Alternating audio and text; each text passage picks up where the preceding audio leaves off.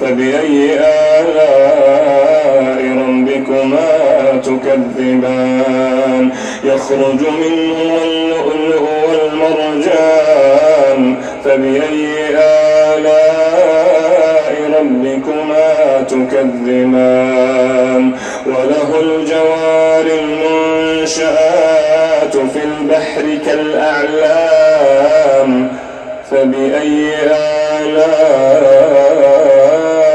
ربكما تكذبان